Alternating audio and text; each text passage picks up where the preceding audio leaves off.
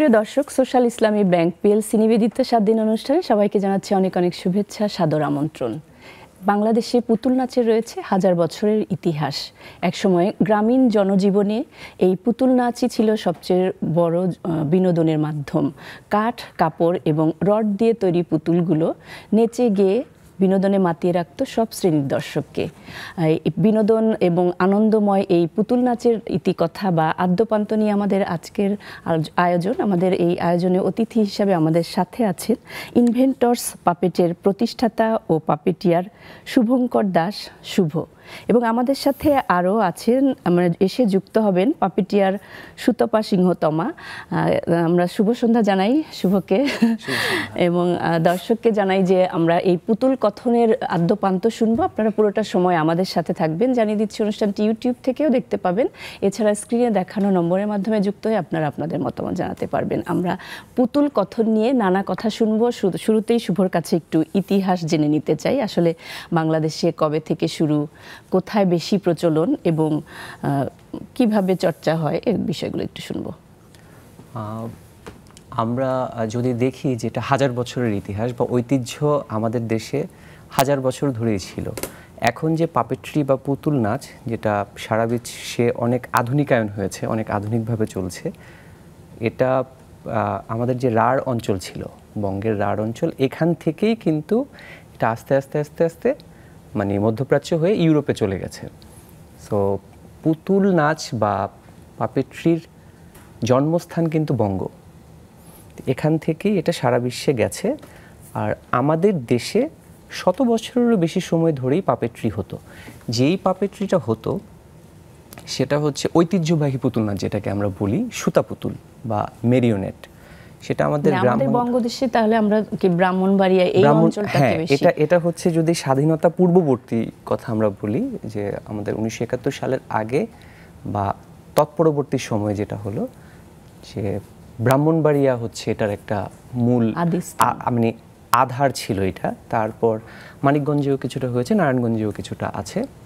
তো ওইখান থেকে এটাকে পেট্রন করে মুস্তাফা মনোয়ার স্যার যখন বাংলাদেশ টেলিভিশনের ডিজি ছিলেন এবং জাতীয় জাদুঘরের ডিজি ছিলেন, ওই সময় হচ্ছে ধন মিয়া নাম আমরা জানি সবাই, যে আমাদের তিনিও ব্রাহ্মণবাড়িয়ায় একদম আদি থেকে করতেন। তো ধন মিয়াকে উনি এনে মানে বিদেশ ভ্রমণ থেকে শুরু করে বাংলাদেশের জাতীয় অনুষ্ঠানগুলোতে উনি যেভাবে পরিচয় করিয়ে দিয়েছেন, ওইখান থেকে আমরা দেখতে পাই। আর এটা ছাড়াও যে বিভিন্ন মেলা বা বিভিন্ন সাংস্কৃতিক অনুষ্ঠান, জাতীয় অনুষ্ঠান, শিল্পকলার অনুষ্ঠান, ওই জায়গাগুলোতে হতো পুতুল নাচ, যেটা হতো। আর পুতুল নাচ বা পাপেট্রির তো বেশ কিছু ফর্ম আছে। মানে আমরা সেক্ষেত্রে পাপেট বা পুতুল নাচ যে অনেক ধরনেরই হয় আমরা জানি, সেই ধরনগুলো আমরা যদি একটু শুনে নেই। আমরা কথার ফাঁকে ফাঁকে ধরন শুনবো, কথা শুনবো এবং পুতুলের আমরা কিছু পারফরমেন্সও দেখতে চাই। অবশ্যই দেখবে। এখানে মানে আমার কিছু ক্যারেক্টার আছে যেগুলো মানে আমরা ওন করি, আমাদের নিজস্ব ওয়ার্কশপে এগুলো তৈরি, ক্যারেক্টারাইজেশন করা, দেন ক্যারেক্টার বিল্ড আপ করা, দেন তারপর নিয়ে পারফরমেন্স করা। তো আধুনিক বলি বা ঐতিহ্য বলি, এখন যেই জিনিসটা আধুনিক, একটা সময় কিন্তু এটা ঐতিহ্য হয়ে যাবে বা এখন আধুনিক, এখন হচ্ছে কন্টেম্পোরারি। এটা বছর 20 বা বছর 25 পরে কিন্তু এটা ঐতিহ্যতে চলে যাবে। তো ওই জায়গা থেকে পাপেট্রির 4টা ফর্ম আছে। আমরা যদি গ্রামাটিক্যাল দিক থেকে চিন্তা করি, পাপেট্রির 4টা ফর্ম আছে, মানে কোন কোন প্রকারের পাপেট হয়। একটা হচ্ছে সুতা পুতুল, যেটা মেরিওনেট পুতুল, নাচের পুতুল, যেটা উপর থেকে পারফর্ম করা হয় সুতা দিয়ে। একজন পাপেটিয়ার উপর থেকে প্লে করে, নিচে গান হয়, মিউজিক হয়, এটার সাথে পারফর্ম করে, নাচ কেন্দ্রিক যেটা। এটা একটা মেরিওনেট সুতা পুতুল। সেকেন্ডটা হচ্ছে দস্তানা বা গ্লাভস পাপেট, যেটা এগুলো মোটা যেগুলো দেখতে পাচ্ছি এগুলো হচ্ছে গ্লাভস পাপেটের অন্তর্ভুক্ত বা দস্তানা।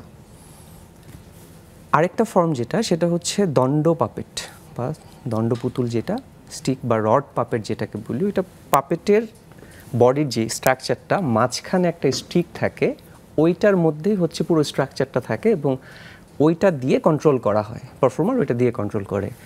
সেটা কি নিচ থেকে বসে হয়? নিচ থেকে, ওইটা নিচ থেকে হয়, এটাও নিচ থেকেই হয়।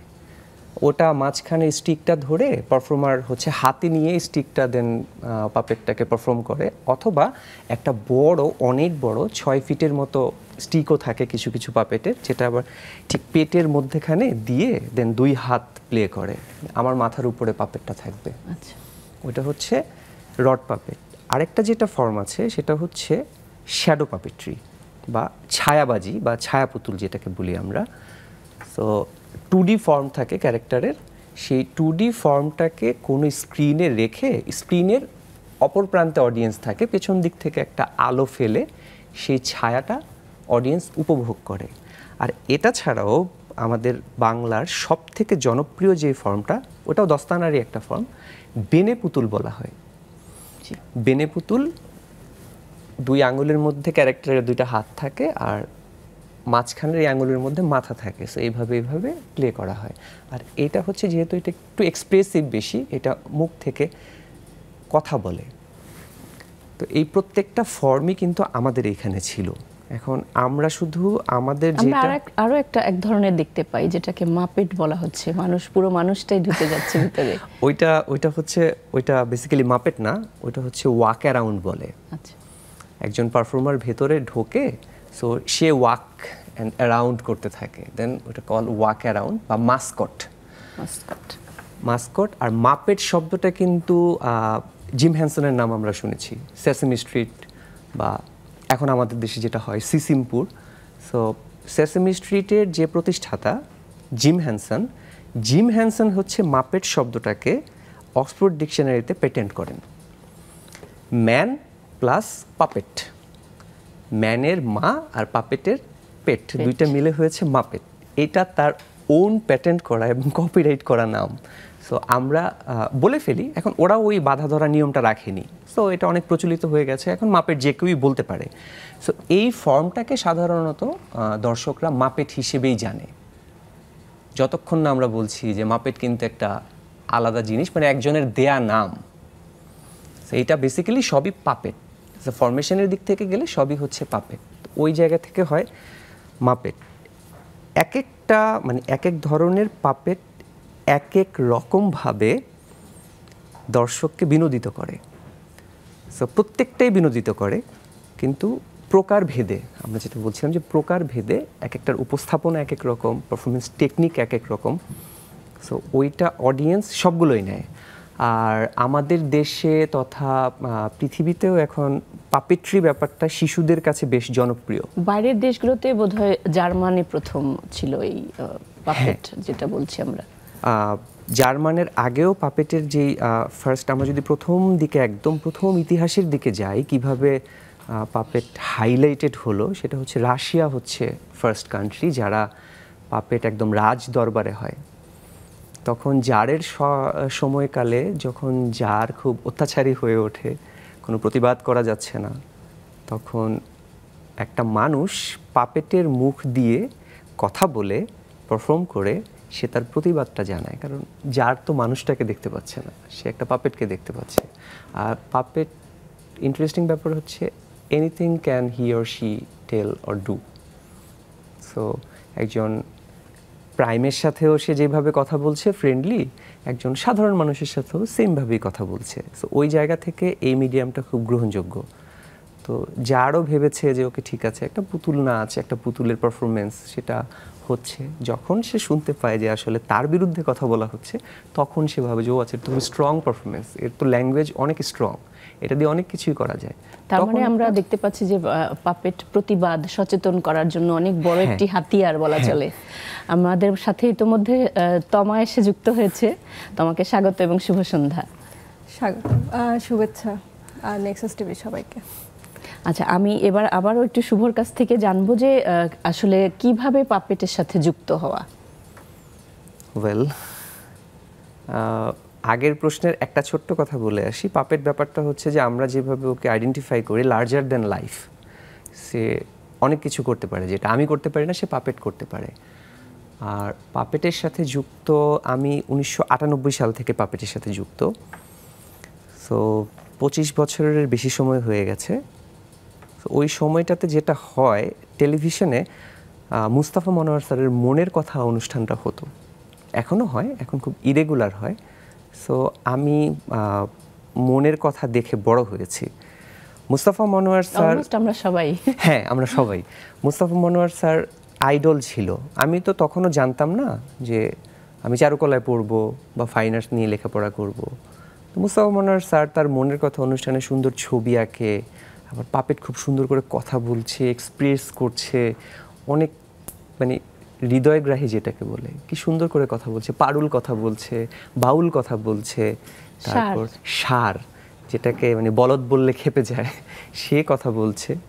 ওইখান থেকে 1998 সালের খুব সম্ভব মার্চ মাসে কোনো একটা কারণে আমি রাস্তায় মুস্তাফা মনোয়ার স্যারকে দেখতে পাই, যে মুস্তাফা মনোয়ার স্যার হেঁটে যাচ্ছে সায়েন্স ল্যাবরেটরি, ওনার বাসা হচ্ছে ধানমন্ডিতে, হেঁটে যাচ্ছে। আমি জাস্ট যার পণ্যে অবাক হয়ে গেছি, আরে উনি এখানে কি করছে। দেন ওনার পিছু নিয়েছিলাম, উনি জানতো না।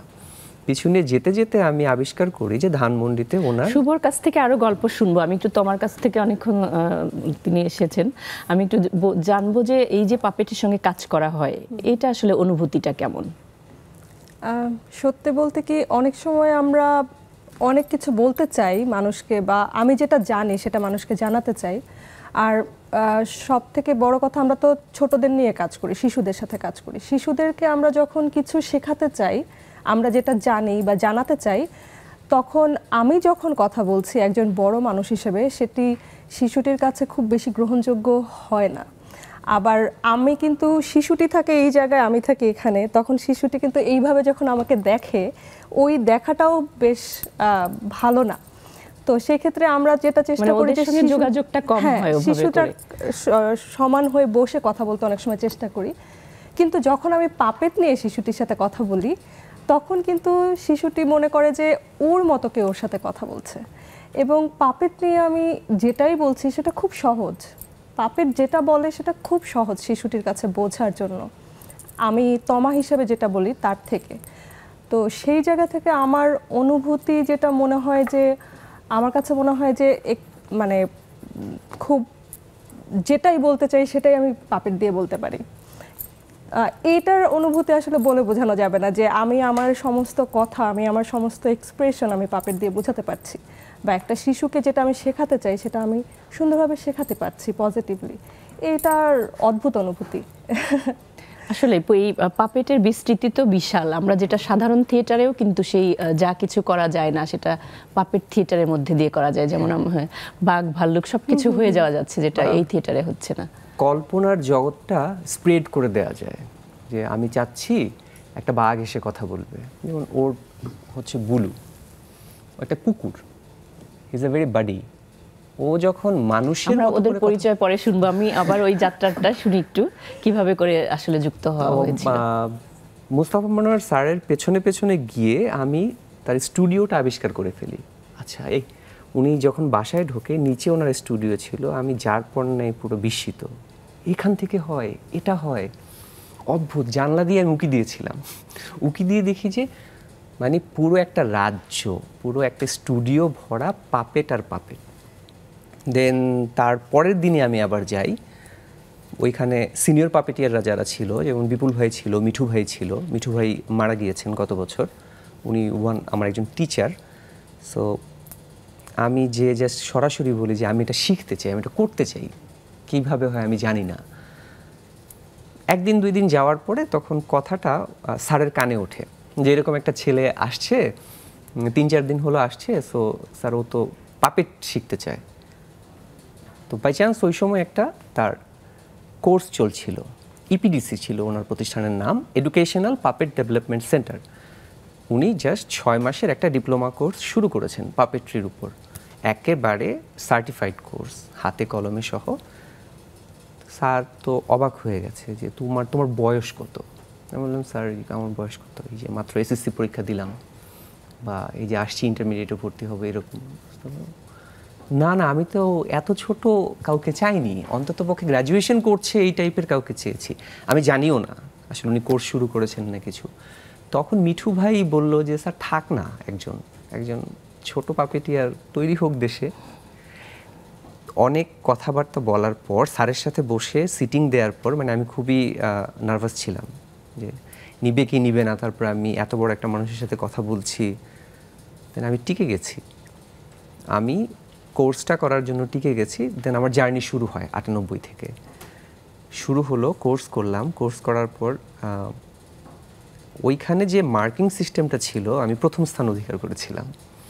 দেন যারা প্রথম থেকে প্রথম পাঁচজনকে অ্যাডভান্স কোর্সের জন্য উনি আবার রিক্রুট করবে, তখন ওনার সাথে প্রোডাকশন বেস কাজ হবে এবং আরও 6 মাস তার সাথে সেট, লাইট, ক্যারেক্টার তৈরি, ক্যারেক্টারাইজেশন করা, সব কিছু নিয়ে দেন তারপরেরটা টিকে যাওয়ার পর জার্নি শুরু হয়। দেন স্যারের সাথে পাপেটের সেট, পাপেটের light, costume, music, puppet making, এই বিষয়গুলো হাতে কলমে শিখতে দেন তারপরে স্যারের সাথে কয়েকটা প্রোডাকশনের সাথেও যুক্ত হই আমি।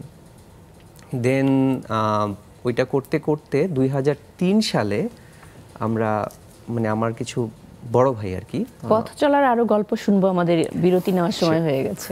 দর্শক, আমরা বিরতিতে যাচ্ছি, কোথাও যাবে না, ফিরে আসছি একটু পরেই। দর্শক, ফিরে এলাম বিরতির পর। পুতুল কথন নিয়ে গল্প কথায় আবারও সবাইকে আমন্ত্রণ। আমরা আলোচনায় চলে যাব, তার আগে আমাদের সামনে যে পাপেটদেরকে দেখতে পাচ্ছি, আমরা একটু তাদের সাথে পরিচিত হয়ে নিতে চাই। শুভ, ওর নাম হচ্ছে বুলু। বুলু হচ্ছে খুবই ফ্রেন্ডলি, মানে প্রচণ্ড পরিমাণে বন্ধু বানাতে পছন্দ করে। ওর কোনো এজ লিমিট নেই, অনেক কিছু করতে পারে। ওর একটা ভোকাল আছে, ওর একটা ওন ভোকাল আছে। সো আমি ট্রাই করি ওন ভোকাল। আমরা ওই ভোকালেই আমরা ওর পরিচয়টা শুনে নিতে চাই। হ্যালো, আমার নাম বুলু, আমি অনেক কিছু করি, আর ঘুম চলে আসছে। ঠিক আছে, আবার গল্প করব, কিন্তু একটু পরে। বুলু ও হচ্ছে ফ্রেন্ড বানাতে পছন্দ করে, অনেক গল্প করতে পছন্দ করে, অনেক কথা বলতে পছন্দ করে। এরপরে আমরা যেটা দেখব, ও ইনভেন্টরসে থাকে। আমার আরও কিছু কম্পোনেন্ট আছে তো লাইফে অনেকগুলো, যার জন্য আমি খুবই আহ্লাদ বোধ করি।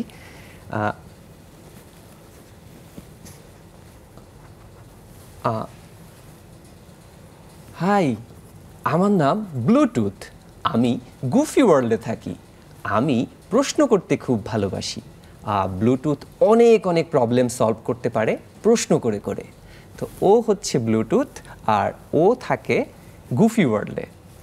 সো এরপরে আমরা আরেকটা ওয়েল নোন ক্যারেক্টার আছে, আমি জানি না শিশুরা খুব ভালো চিনে ওকেও। সো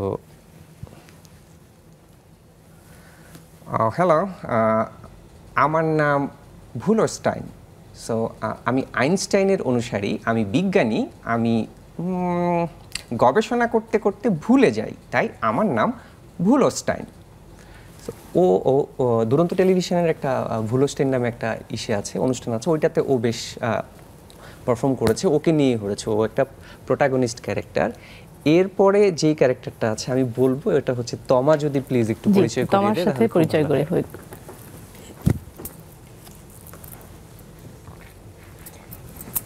বন্ধুরা, আমার নাম টিয়া, আমি গুফি ওয়ার্ল্ডে থাকি। আমি অনেক বন্ধু বানাতে ভালোবাসি। আর কি ভালোবাসি জানো? ভালোবাসি সবার মনের কথা বুঝতে আর সবাইকে সাহায্য করতে। তোমরা আমার বন্ধু হবে, তাই না? বাহ, ওর নাম টিয়া। টিয়া, হ্যাঁ। বুলু, টিয়া, ব্লুটুথ এবং ভুলুস্টাইল আমরা পরিচিত হলাম। দর্শকরা নিশ্চয়ই খুবই আগ্রহ ভরে অপেক্ষা করবে ওদের পারফর্ম দেখার জন্য। তার আগে আমি একটু তোমার কাছ থেকে এই পাপেটের সঙ্গে যুক্ততা কবে থেকে এবং কিভাবে, এটা একটু জেনে নিতে চাই। পাপেটের সঙ্গে যুক্ততার আগে আমার যেটা, ছোটবেলা থেকে মিনা কার্টুন দেখতাম।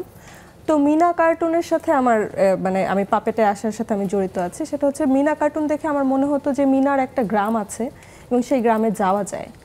তো এরপর একটু বড় হতে হতে সিসিমপুর আসলো। যখন সিসিমপুর দেখা শুরু করলাম, তখন মনে হলো, তখন বুঝে গিয়েছে যে মিনা কার্টুনের আসলে কোনো গ্রাম নেই, কিন্তু সিসিমপুর একটা জায়গা আছে, এটা আমি জানি, কিন্তু সেই জায়গাটা কেমন সেটা জানি না। তো এইভাবে যখন আমি অনার্স শেষ করেছি, জব করতাম, জব একটা জব ছেড়ে দিয়েছি, তখন আমি বেকার আছি 2014 সালে। তখন হঠাৎ করে আমি ফেসবুকে দেখতে পাই যে সিসিমপুর পাপেটিয়ার নিচ্ছে। তো তখন আমার মনে হলো যে সিসিমপুরের পাপেটিয়ার নিচ্ছে, আমি কেন চেষ্টা করব না, আমি তো সিসিমপুরকে দেখতে চাই। ওইভাবেই আমি অ্যাপ্লাই করা এবং সেখানে গিয়ে অডিশন দিয়ে টেকা এবং সেখান থেকেই ট্রেনিং করে পাপেটের সাথে আমার সংযুক্তি।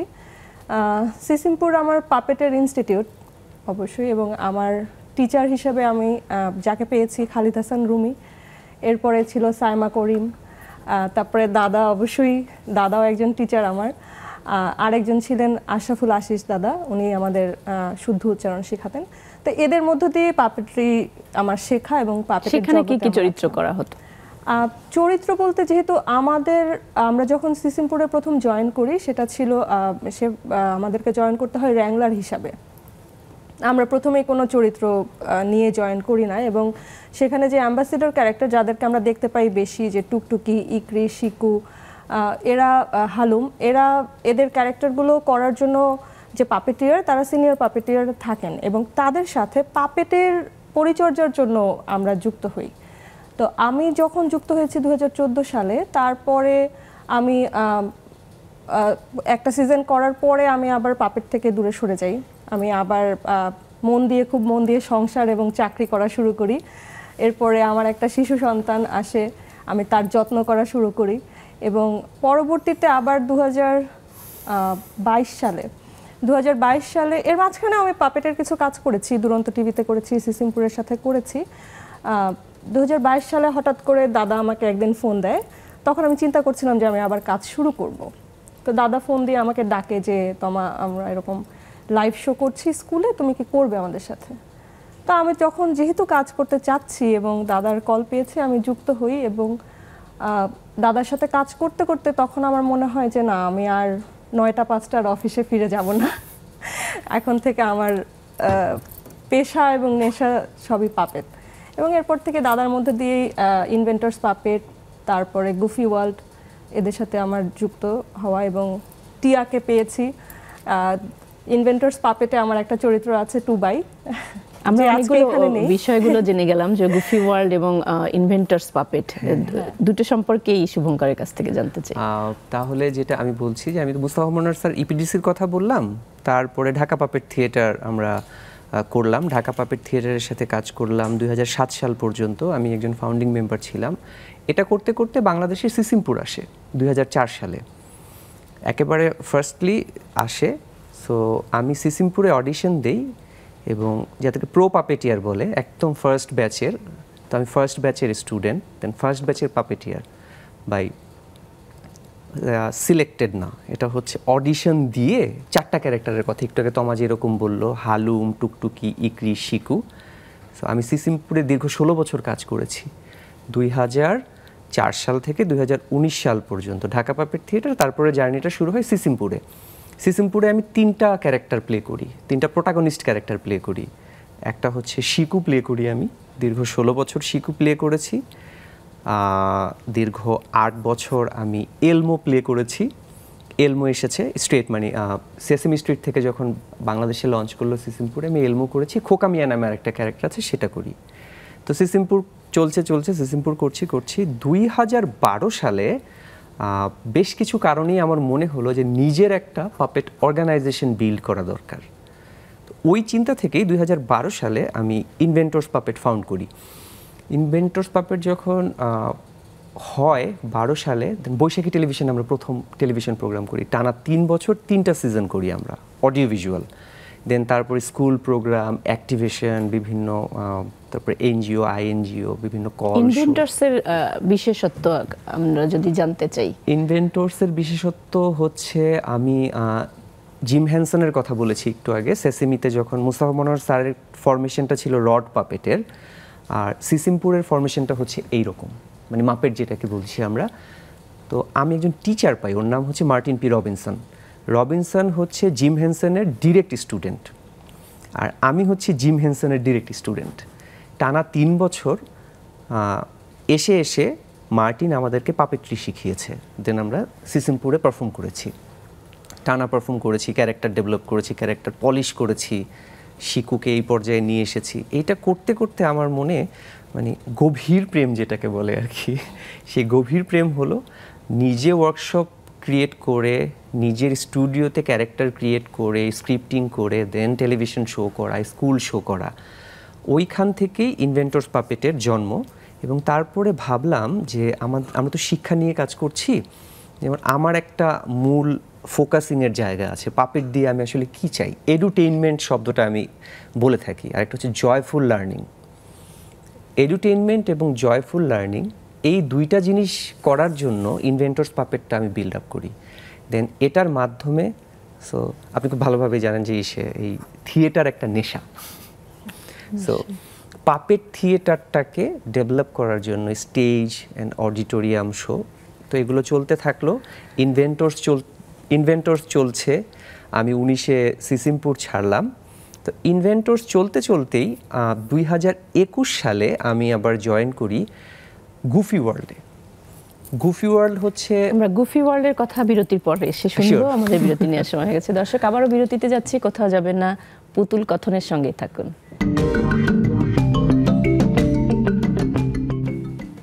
আবার আমন্ত্রণ সোশ্যাল ইসলামী ব্যাংক পিএলসি নিবেদিত 7 দিন অনুষ্ঠানে। আমরা যে পাপেট নিয়ে কথা বলছিলাম সেখানে আবারও ফিরে যাচ্ছি। আমরা একটু মাঝে মাঝে পারফর্ম দেখতে চেয়েছি, বুলু, তারপরে ব্লুস্টাইন, এদের আমরা এবার একটু দেখে নিতে চাই কোনটি দেখছি আমরা। আচ্ছা, আমরা এখন যেটা করব, বুলু এবং টিয়া একটু কথা বলুক।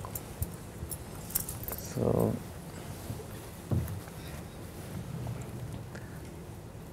হ্যালো টিয়া, কেমন আছো? বলো, আমি তো ভালো আছি, তুমি কেমন আছো? আমিও ভালো আছি। তুমি কি জানো তুমি আজকে কোথায় এসেছো? হ্যাঁ বুলু, আমি তো জানি, আমি তো নেক্সাস টিভিতে এসেছি। কি যে ভালো লাগছে। ও আচ্ছা আচ্ছা, টিয়া, নেক্সাস টিভিতে যে এসেছো, সাথে কি কিছু নিয়ে এসেছো? কিছু কি আনার ছিল? আমি তো জানি গুফি ওয়ার্ল্ডে অনেক কিছু পাওয়া যায়, আর তুমি মাফিন বানাতে পছন্দ করো, তাই না? তুমি একটা মাফিন নিয়ে আসতে পারতে। এই তাই তো আমি যদি মাফিন নিয়ে আসতাম, এই জাকিয়াকে দিতে পারতাম। আর এই যে বুলু, হ্যাঁ, তোমার মাফিন খেতে ইচ্ছে করছে তাই না? সেটাই তো বলছি, তুমি কেন মাফিন নিয়ে আসোনি? আমার তো মাফিন খেতে ইচ্ছে করছে টিয়া। এই যে দেখেছো, তুমি ঘুমিয়ে ঘুমিয়ে সব ভুলে গিয়েছো। আমাকে যদি আগে মনে করিয়ে দিত, তাহলে আমি মনে করে মাফিন বানিয়ে আনতে পারতাম না।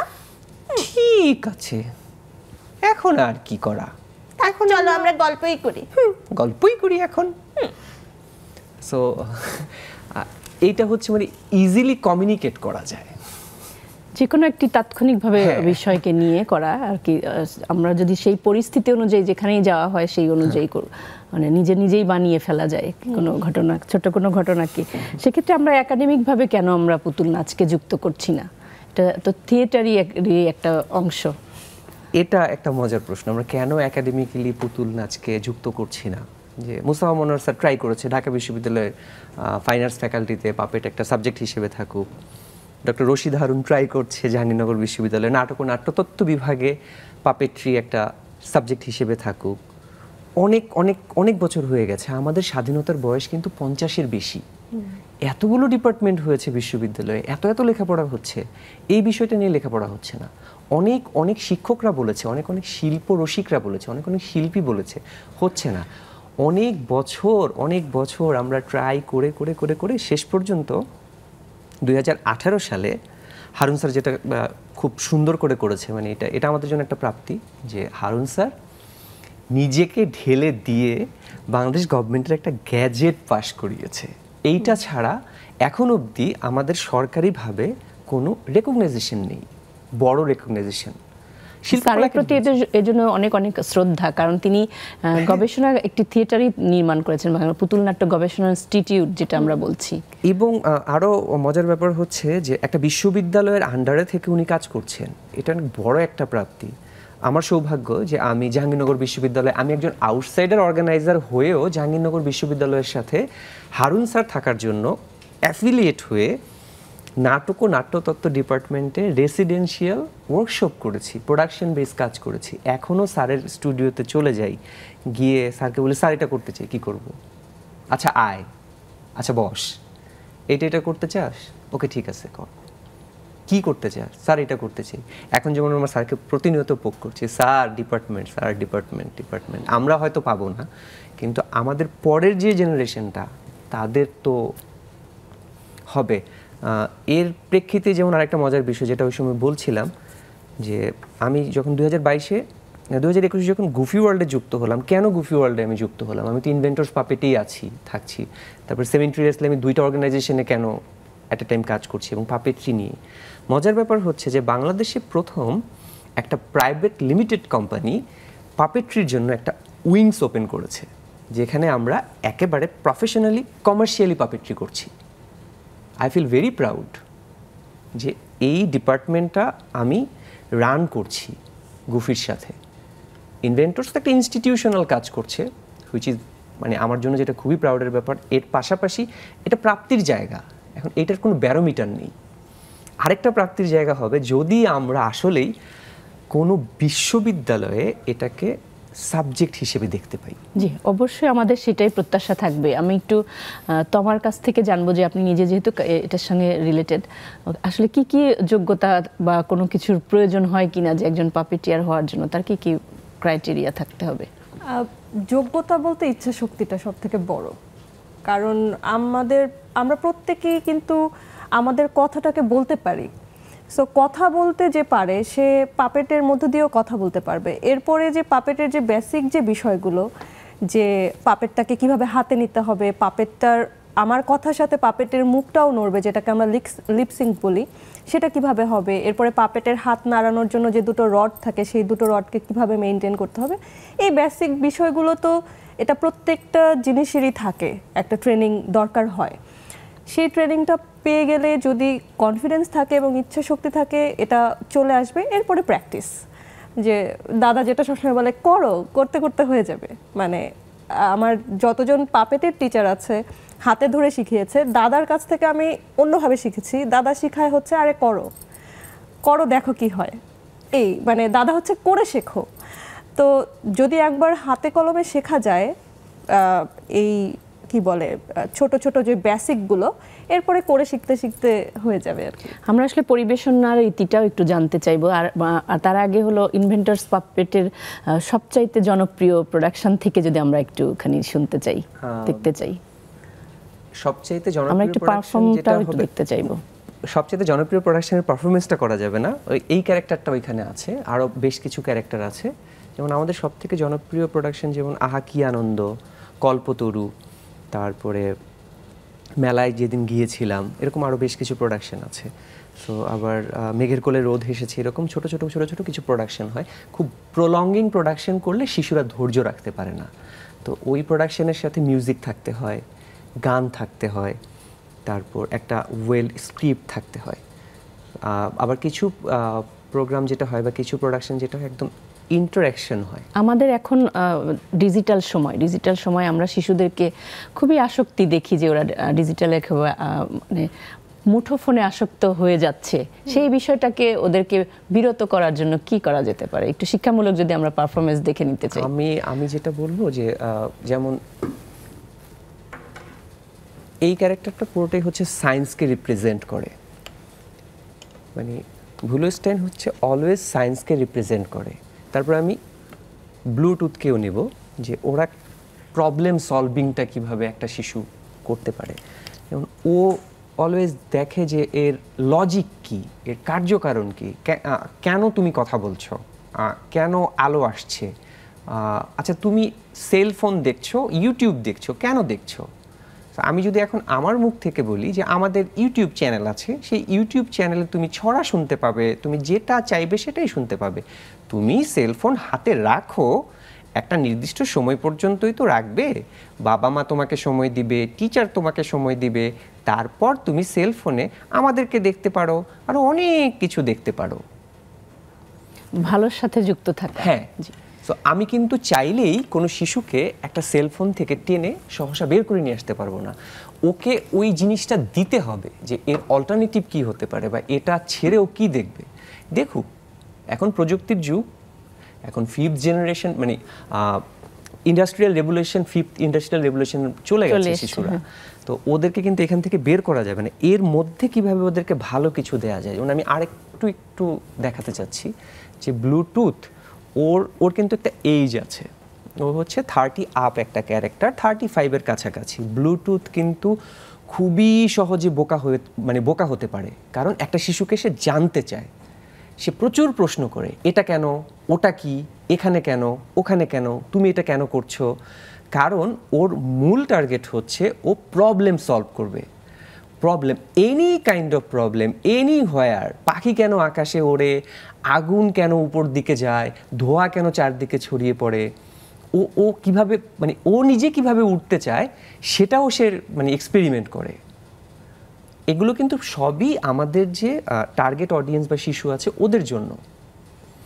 তো এই জিনিসগুলোকে যেটা বললাম একটু আগে, যদি আমরা একটা ইনস্টিটিউট পাই, একটা স্ট্রাকচার্ড ইনস্টিটিউট পাই, তাহলে সহজেই আমরা এখান থেকে অনেক স্টুডেন্ট পাবো যারা সমগ্র দেশে ছড়িয়ে পড়বে, বিদেশে আছে, পার্শ্ববর্তী রাষ্ট্র ভারতেই আছে। বর্তমান শিক্ষা পদ্ধতিতেও এই শিক্ষণ পদ্ধতিতে এটার পাপেটটা তো ভীষণ জরুরি আমার মনে হচ্ছে। এটা কিন্তু গ্যাজেটে উল্লেখই আছে, আমাদের প্রাইমারি স্কুল এবং প্রি প্রাইমারি স্কুল এবং হাই স্কুলের প্রথম ভাগ পর্যন্ত আর কি, ক্লাস 8 পর্যন্ত শিল্প ও সংস্কৃতি নামে যে একটা বই আছে, একটা সাবজেক্ট আছে শিল্প ও সংস্কৃতি, ওইখানে পাপেট্রি একটা অধ্যায় আছে।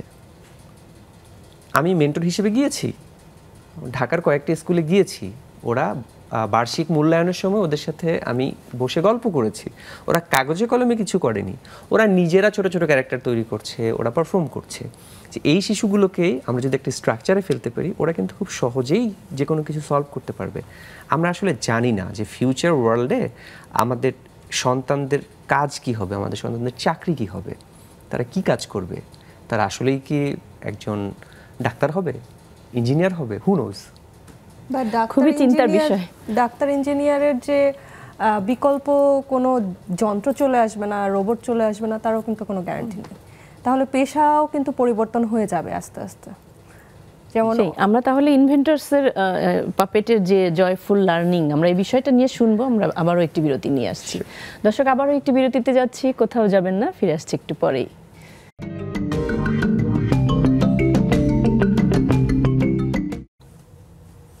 টিয়া। হ্যাঁ ভুলস্টাইন মামা, বলো। তুমি কি আজকে স্কুলে গিয়েছিলে? হ্যাঁ, আমি স্কুলে গিয়েছি।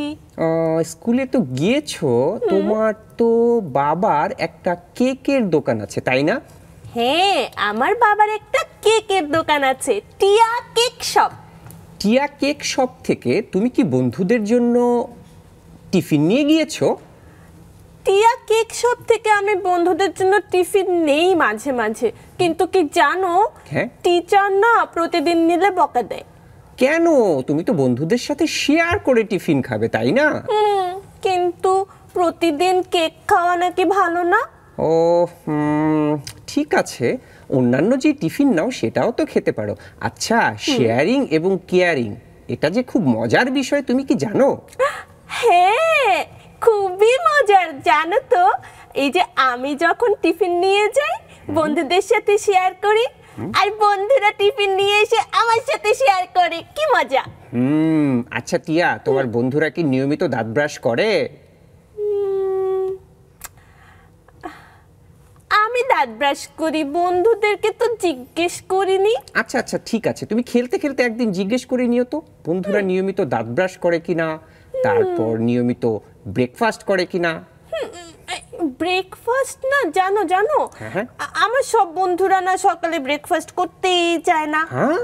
ওরা ঘুম থেকে উঠতে উঠতে স্কুলের সময় হয়ে যায়। ওফ, তাহলে তো ব্লুটুথকে পাঠাতে হবে, ব্লুটুথ প্রশ্ন করে করে ওদের প্রবলেম সলভ করে দেবে, তাই না?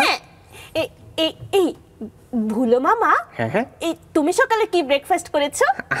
আমি কি যেন ব্রেকফাস্ট করেছিলাম, এই যা ভুলেই তো গেলাম। আমি জানতাম। দর্শক, আমরা ব্লুস্টাইন এবং টিয়ার পারফর্মের মধ্যে দিয়ে ফিরে আসলাম। আমরা আবারও কথা বলতে চাই শুভ এবং তোমার সাথে। আমরা খুবই সুন্দর একটি শিক্ষামূলক বিষয় আমরা দেখে ফেললাম, শিশুরা নিশ্চয়ই খুবই উপভোগ করেছে। আসলে এই যে আপনারা কাজ করছেন সুন্দর শিক্ষামূলক এবং এডুটেইনমেন্ট যে বললেন, আমরা পৃষ্ঠপোষকতা কতটা পাওয়া যাচ্ছে শুভ? এটা একটু টাফ ব্যাপার পৃষ্ঠপোষকতা, কারণ আমি বলবো না যে আমাকে কেন সরকার গ্র্যান্ট দিচ্ছে না, কেন আমাকে কোনো ফান্ড দেওয়া হচ্ছে না।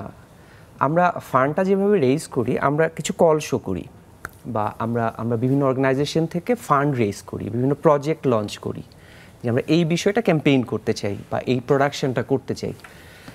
দেন তারপর আমরা অডিটোরিয়ামে টিকিট শো করি, বিভিন্ন টেলিভিশন চ্যানেল বা বিভিন্ন সংস্থার সাথে আমরা কন্টেন্ট তৈরি করি। এই ব্যাপারগুলো দিয়ে আমরা পুরোটাই হচ্ছে একেবারে ব্যক্তিগত পর্যায়ে পুরো ফান্ডটা রেইজ হয়। সো আমাদের ওইভাবে সরকারি অনুদান বা ওই টাইপের কিছু এখনও হয় না। শিল্পকলা দেয়, অল্প কিছু দেয় শিল্পকলা, সেটাও বছরে 2 বছরে পাওয়া যায়। সেটা আসলে খুব মানে বলার মতো তেমন বড় কিছু না যে একটা প্রতিষ্ঠান চলবে, সারা বছর ধরে কাজ করবে, সে এডুটেইনমেন্ট দিবে, শিশুদেরকে জয়ফুল লার্নিং শেখাবে। সো ওই জায়গা থেকে বলবো যে আছে। তবে যেটা হয় যে আমরা প্রজেক্ট লঞ্চ করি এবং আমরা ট্রাই করি জিনিসটাকে কর্পোরেটদেরকে বোঝানোর বা এনজিও আইএনজিওদেরকে বোঝানোর বা বিভিন্ন সংস্থাকে বোঝানোর। এটা করে যেমন ইউএসএআইডিসি সিম্পুরকে ফান্ডে ওই টাইপের ফান্ড রেইজ করার চেষ্টা করি আমরা।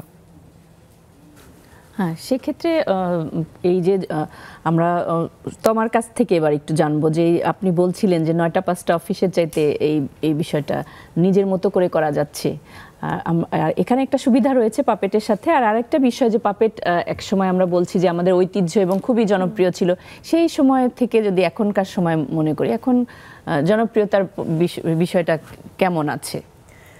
এখনকার জনপ্রিয়তার কথা যদি বলতে চাই তাহলে বলতে হবে যে আমরা যখন শোগুলো করি, আমরা এখন বেশিরভাগই আমরা স্কুলে শোগুলো করছি, যেহেতু শিশুদেরকে আমরা একসাথে বেশি শিশুদেরকে আমরা স্কুলেই পাই এবং বিভিন্ন বিষয় নিয়ে। তো জনপ্রিয়তাটা মাপকাঠিতে যদি মাপতে চাই তাহলে বলতে হবে যে যখন আমরা একই স্কুলে দ্বিতীয়বার যাই এবং সেই শিশুরা যখন আমাদেরকে বলে যে টিয়া বলেছিল, তারপরে কিন্তু আমি এটা আর করি না বা আমি এটা করি, সেখান থেকে বোঝা যায় যে শিশুদের কাছে এই পাপেট্রির জনপ্রিয়তাটা কতটুকু।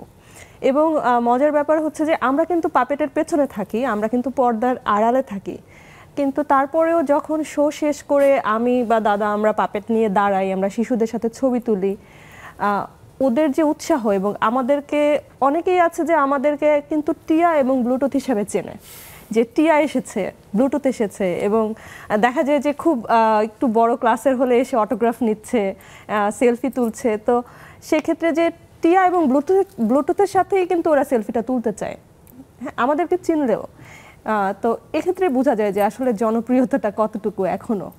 আচ্ছা, শুভর কাছে একটু শুনি যে এই যে ডিজিটাল সময় আমরা যদি চলে এসেছি, সেক্ষেত্রে ডিজিটাল ভাবে কোনো রকমের চিন্তা ভাবনা কি হচ্ছে যে ডিজিটালের ওই সময় এটা একদমই বিলুপ্ত হয়ে যাবে কিনা, বা এটা সংরক্ষণের জন্য কি চিন্তা ভাবনা রয়েছে? আমি ডেফিনেটলি একটা কথা বলতে পারি, বিলুপ্ত হবে না। বিলুপ্ত হবে না, এর কারণ হচ্ছে যে আমাদের মেধা অনেক শানিত হয়েছে, আমাদের টেকনোলজি অনেক অ্যাডভান্স হয়েছে। সো তাহলে বিলুপ্ত হওয়ার কোনো ইসেই নেই, মানে কোনো ওয়ে নেই। কী করে বিলুপ্ত হবে? আমি তো কন্টেন্ট তৈরি করছি প্রতিনিয়ত, আমি তো লাইভ পারফর্ম করছি, আমার কন্টেন্টটা একটা জায়গায় জমা হচ্ছে। আমার সেক্ষেত্রে ডিজিটালাইজ করার কোনো পরিকল্পনা রয়েছে? ডিজিটালাইজ বলতে পাপেটের কিন্তু একটা ওন বিউটি আছে, আমি ওকে কিন্তু রোবট বানাতে পারবো না। এটা আমি মানে একজন মানুষ, মানে মাপেট যে শব্দটা এসেছে, মানুষ এবং পাপেট একসাথে মিলেই এটা পারফর্ম করবে।